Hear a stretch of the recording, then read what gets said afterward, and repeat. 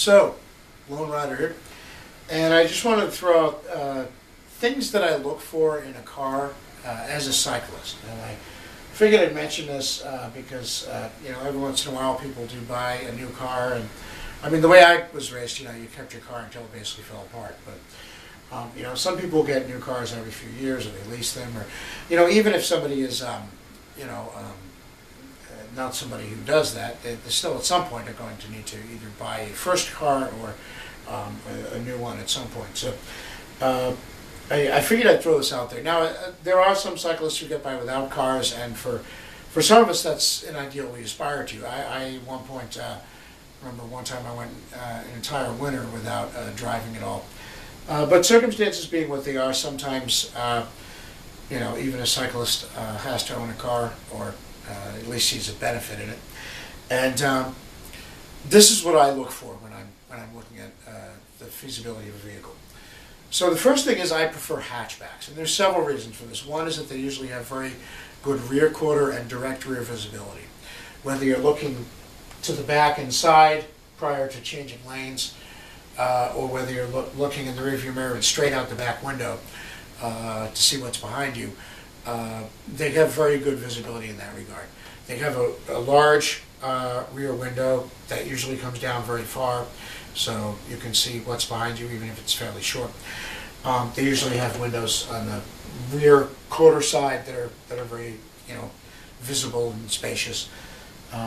Visibility is something that I value for safety's sake as a cyclist who's been endangered by people changing lanes carelessly, etc. And also as a driver who's been endangered by the same thing, frankly. So I love the visibility of hatchbacks. They just have, it's great. Now somebody could say, well, your sedan might come with a backup camera. That's true, but is that going to work while you're driving forwards and you're looking back at an angle prior to changing lanes? The answer is no. Second thing I look for is cargo room. I need to be able to fit my bike in there, my swords. Now some swords like this, Kinjai, Kwama, Gladius reproduction are going to be fairly short, and this is a sharp anyway. It's not something you normally take to practice. Something like a longsword is going to be fairly long, hence the name. I also need to be able to fit my bikes in there, either a road bike with 700 tires or a mountain bike, usually with 26, because that's mostly what I run. Also my bows. I might have to fit a 73-inch longbow in there, or my recurve. So a hatchback is great for the cargo room. Now that said, make sure when you're buying your hatchback that you can actually fit what you need to fit in there. A lot of them, they sometimes make the back more curved to try and make it more stylish or whatever, or aerodynamic, and what you end up doing is losing some cargo room. And I remember my current hatchback is a Subaru station wagon, but Subaru Crosstrek, that's what it's called. But prior to that, I had a Honda Fit, and I remember when I bought the Honda Fit, because there were different years that they had, and the different years had different length cargo space, sometimes by several inches. And I said, I need to make sure my bike will fit in there. So I took the bike I had with the longest wheelbase to the dealership, and I took it out of the car that I was using at the time, and I loaded it into the car that I was looking at buying, and closed the back to make sure it would fit. And the guy looked at me. I mean, I was careful not to get any grease from the chain or anything on the car, because I hadn't paid for it yet. But the guy was looking at me like he thought it was weird, and I said, no, I need to make sure that my gear will fit in this vehicle. Now, I could have taken measurements and just brought a tape measure. It'd be less cumbersome than bringing the bike. But it'd be kind of difficult to get a feel for. Yes, you can measure the length. What about the width and the height and at an angle, the size that way? It's easier just to put the damn bike in there, right? They might look at you strange if you do that with something. A bike is a bike. If I brought something like my swords or my bow, which could possibly be construed as weapons, they might look at you strange. But the point is, in that case, then you just take the case that you normally put the swords or bow in and use that. At least it gives you an idea. You want to make sure if you're buying a vehicle for cargo, that the cargo will fit in it. Second thing is front visibility. I wasn't aware of this when I bought my car, but it has uh, airbags in the windshield pillars. And if you're coming around a curve in the road, those pillars are thicker and they can create blind spots. It can make it harder to see a cyclist or a person walking off to the side of the road. It can make it hard sometimes to see a person standing on the corner waiting to cross if they're in just the right place, because it's right where you'd be looking at it at an angle to the front. And if you're coming around a bend, sometimes they can actually obstruct the view of oncoming traffic. Now that's normally not a problem, because oncoming traffic normally stays on the other side of the center line. But you nevertheless want to be able to see it clearly. In short, be aware of blind spots created by so-called safety features to the front end of your vehicle, such as the window pillars and the corners of the windshield, that might have airbags or sensors or who knows what in there, marshmallows. And if that's the case, make sure that you can accommodate that by leaning forward and craning your head or doing whatever it is you need to do to see around them so that you can deal with that blind spot. And that's something you can do while operating the vehicle, not just while stopped at an intersection and looking. This may be more in-depth than most drivers even think about getting, but again, being a cyclist, having been endangered and hit by careless drivers, knowing people who are other cyclists and even some people who are motorcyclists and have been endangered by the same, I take it upon myself to be as safe a driver as possible. That includes not only signaling lane changes or turns well prior to actually slowing down or stopping or turning, but also, knowing my vehicle. I'm always appalled when I hear talk about people buying a vehicle sight unseen, motor vehicles. There was this ad for some car internet company that, it's like you can buy your car entirely online. I can't remember what the name of the company was, but I've seen that on TV during the evening news a couple times now. And I was appalled by this idea. Buy a car entirely online. Great. So you have no idea how it handles, no idea how sitting in it is in terms of visibility, no idea.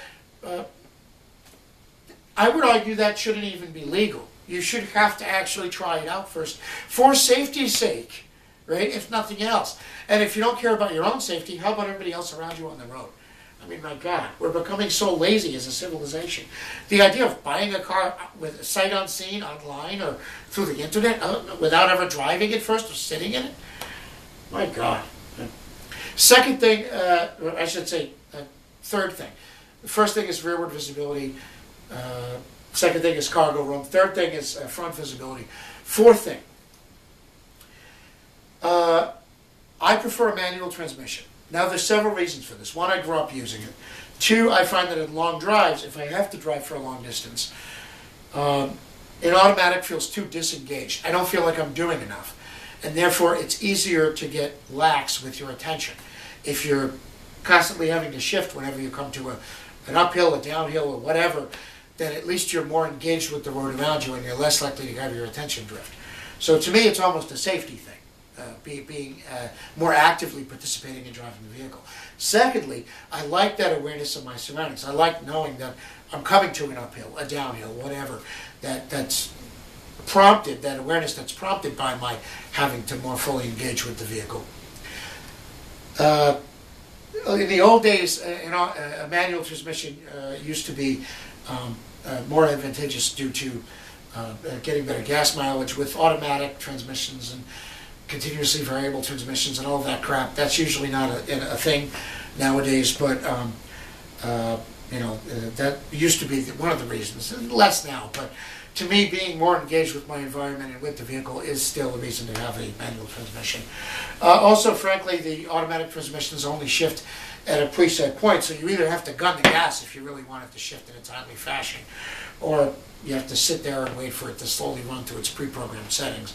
Now, to try and deal with this, presumably, a lot of automatic transmissions come with shifting levers built into the steering wheel. I don't know how long those would last before they burned out if you use them like a normal shifter.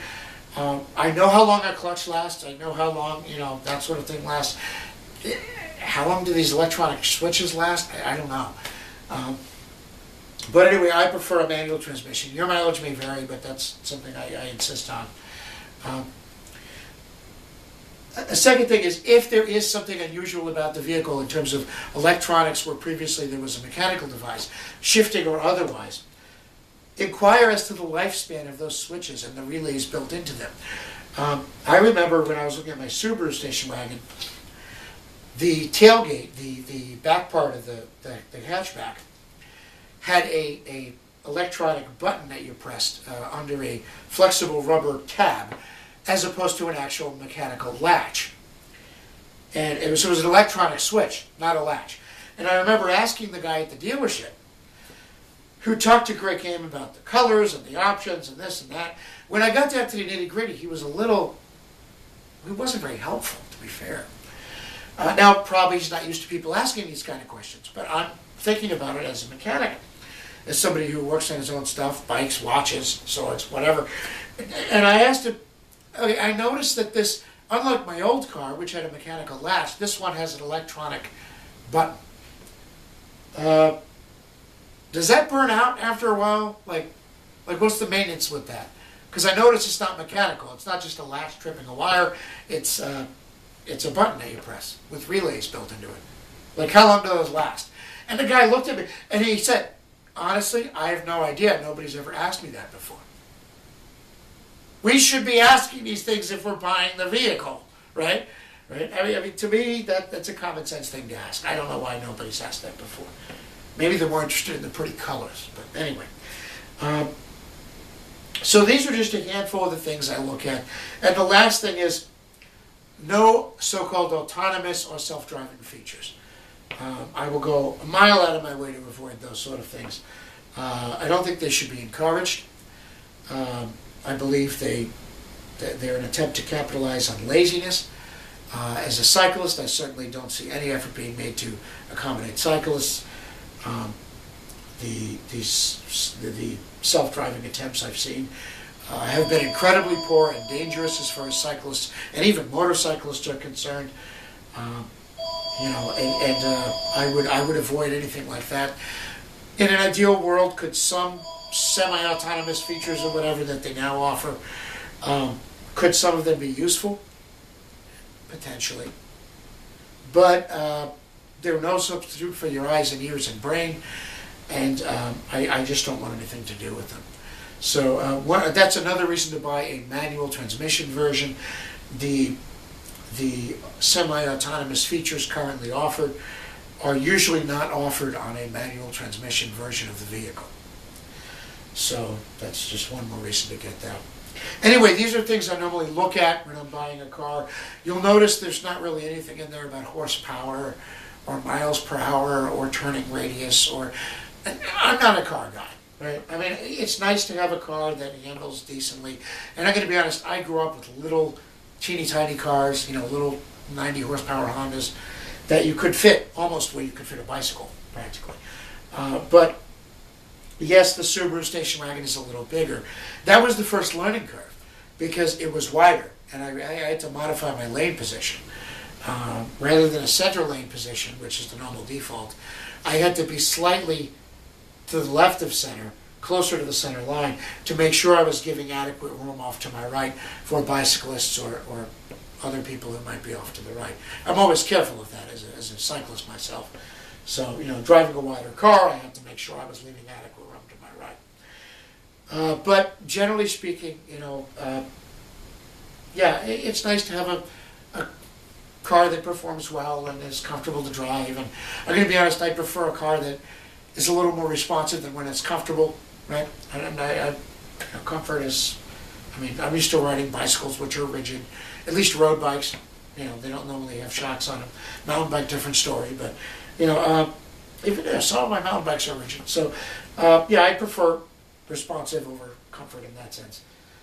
But anyway, at the end of the day, you'll notice that most of what I'm looking at is either the utilitarian use of the vehicle for hauling things, swords, bows, bikes, whatever, or the safety factor of me interacting with other traffic, such as rearward and front visibility. You also notice another factor is my engagement with the vehicle and awareness of surroundings, such as having a manual shift. So, one thing I would add and this is kind of not really an option anymore, sadly, but I normally try to avoid touchscreens. And the reason is that you can memorize the location of physical controls by touch. So that you can, if you have to turn down the radio or turn it off because you hear a siren approaching or something, you can do that just by reaching, without even taking your eyes off the road, because you're familiar with where that switch physically is. You have tactile feedback. A touchscreen is completely flat rather, and offers no tactile or touch feedback. So I tried to avoid them like a plague.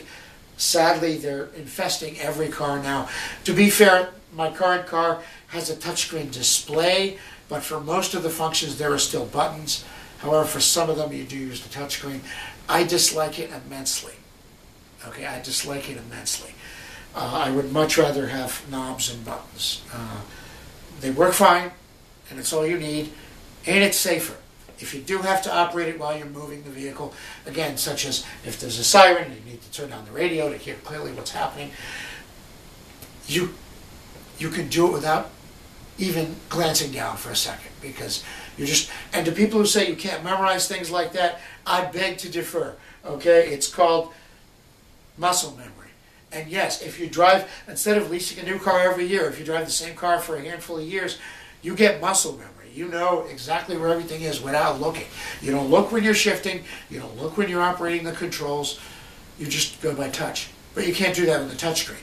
So the so-called convenience is ironically less convenient, at least to me.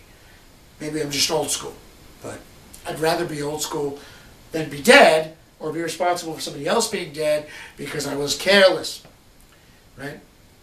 Rather than taking my eyes off the road to look at the touchscreen. Now you could say, well, then just don't adjust anything whenever the vehicle's in motion. You and I both know people aren't going to do that, okay?